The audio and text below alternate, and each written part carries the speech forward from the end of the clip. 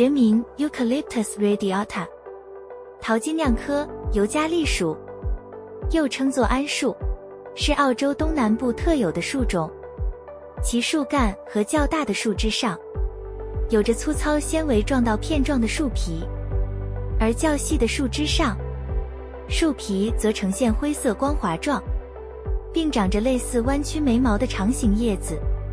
每到开花季节，白色的花朵花蕾成群，还有着杯形或球形的果实。此树种通常生长在凉爽或潮湿的栖息地，较常见的地方为森林以及林地。其含有丰富的油脂，在干燥时期非常容易燃烧。与媒体看到有关澳洲的森林大火都有着绝对的关系。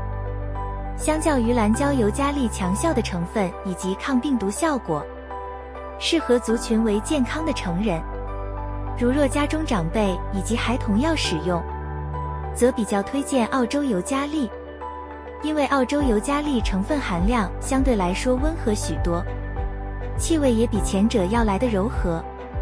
是市面上尤加利精油当中常见的品种之一。而澳洲尤加利专业与高效的抗病毒能力，能舒缓感冒及咳嗽的症状，还能缓解因感冒所引起的支气管发炎。在许多资料中显示，澳洲尤加利对于女性子宫有调理及保养的效果，能强化子宫，帮助改善子宫粘连问题，对于阴道发炎也有良好的帮助。但如果您是要驱除蚊虫的话，就要选择有着香茅醛成分的柠檬尤加利，因为柠檬尤加利的化学成分中并没有前两项尤加利的桉叶油醇成分，所以在功效上也与之不同。柠檬尤加利除了可用来驱除蚊虫外，因气味类似柠檬香茅，所以清新舒爽的气味常被用来做净化空气使用。介绍完是不是还少了些什么？那就是澳洲最有名、家喻户晓的可爱无尾熊。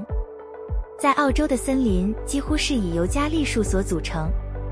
使得无尾熊几乎仰赖尤加利叶为食，并于叶中摄取所需水分。尤加利的树叶中含有毒素，其他的动物都无法食用，但因无尾熊的身体能够自然排毒，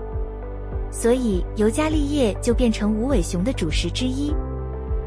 由于无尾熊新陈代谢较慢，其胃中的尤加利叶会因发酵产生醇，再加上此叶又是高纤低热量的食物，所以为了保留能量减少消耗，无尾熊在大部分的时间都是处于休息状态。DIY 组合建议配方：感冒鼻炎病毒型感染使用，澳洲尤加利精油2滴，薄荷精油2滴，白千层精油2滴。调和后适量滴入扩香机与扩香台使用，持续10分。鼻窦炎浓度3%，澳洲尤加利3滴，茶树精油2滴，薄荷精油2滴，桉油醇樟精油2滴，金盏菊浸泡油填满至15毫升。调和后取适量涂抹在上颚窦和额窦部位皮肤上，每日3次按摩搓热至吸收。湿咳、有痰、咳嗽，绿香桃木精油5滴，澳洲尤加利精油5滴。调和后于早晚适量滴入扩香机与扩香台使用，持续1小时。干咳、抽烟者的气管炎，丝柏精油5滴，澳洲尤加利精油5滴。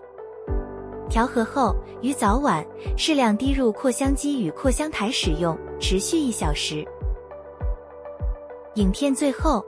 非常感谢您的观看与支持。美特柏林将持续介绍芳香精油相关资讯给您。如您喜欢我们的频道，欢迎点赞、订阅并开启小铃铛。我们下期再见。